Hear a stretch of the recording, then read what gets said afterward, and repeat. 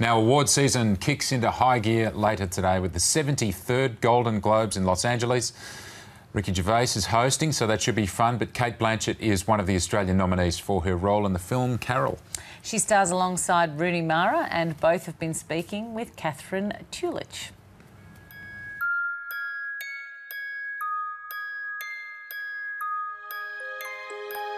Merry Christmas. Merry Christmas.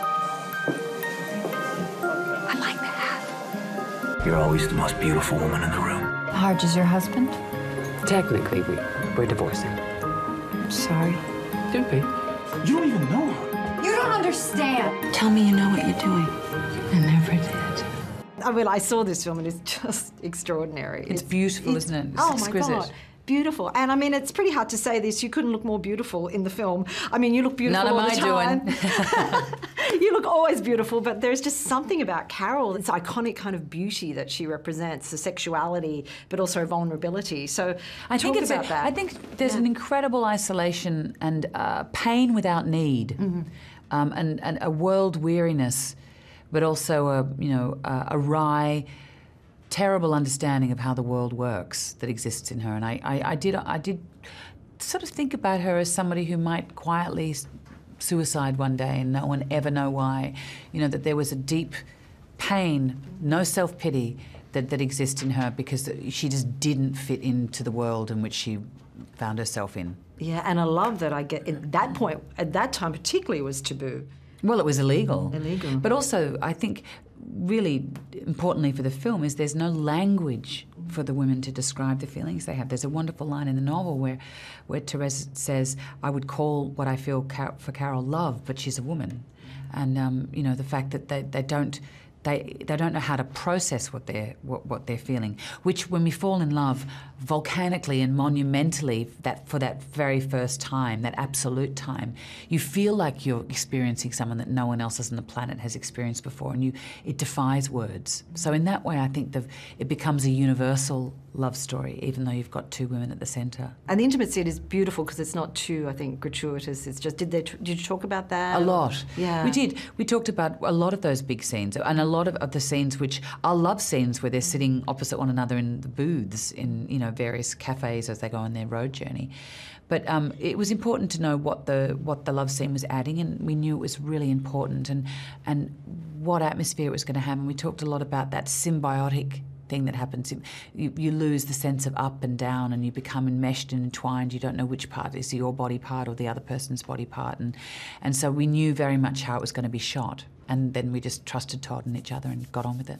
I know, just one last question. I know it's award season. You're part of the dialogue yet again with this film.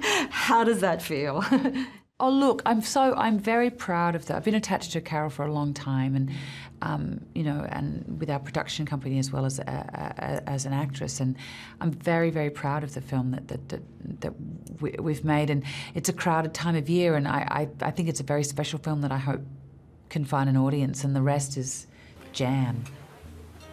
What do you do on Sundays? Nothing in particular. What do you do? Oh, nothing lately. I mean, if you'd like to come visit me sometime, you're welcome to. At least there's some pretty country around where I live.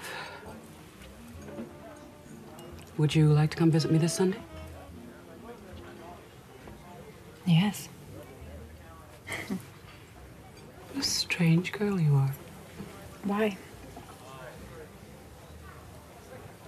Flung out of space. Tell me about Therese. I mean, I guess she's an innocent learning about life. Yeah, I mean, I think at the start of the film, she's this young girl who sort of seemingly has her life together. She has this boyfriend who on paper is probably what you would want in a boyfriend back then, and this group of friends and this job.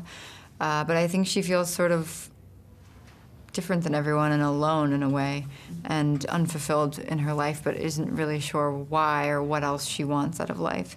And then Carol comes in and sort of flips her life upside down, and I think it's very much for both women a coming-of-age story. I mean, this is a book that was written in, what, 1952, and yet, in many ways, I know it took a while to make this film, but the themes and it's still contemporary, in some ways more contemporary.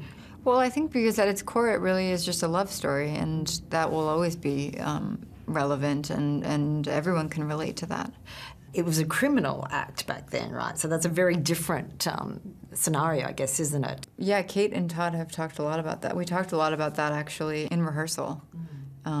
But yeah, no one's ever brought it up since then, so I haven't thought about that in a long time. But yeah, it was very That's obsession, right? That constant kind of going over and over. And the scheming and the, yeah. The clothes are just exquisite, though. What was the sort of look of Therese? What did you want her to look like? Or... Yeah, well, Sandy did an incredible job. I mean, you know, because Therese sort of is younger and she's not nearly anywhere near as refined as Carol, I'm wearing sort of more like younger things, fuller skirts and things that maybe have been handed down, things that are really worn, and I wear a lot of things over and over. And then obviously later in the film I have things that are a little bit more refined.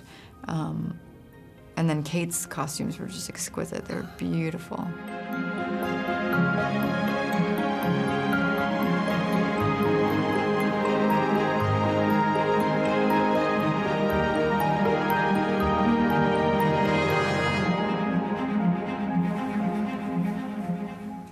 There you go. That's Carol, and that's one of 5 flicks up for the best movie today at the Golden Globes.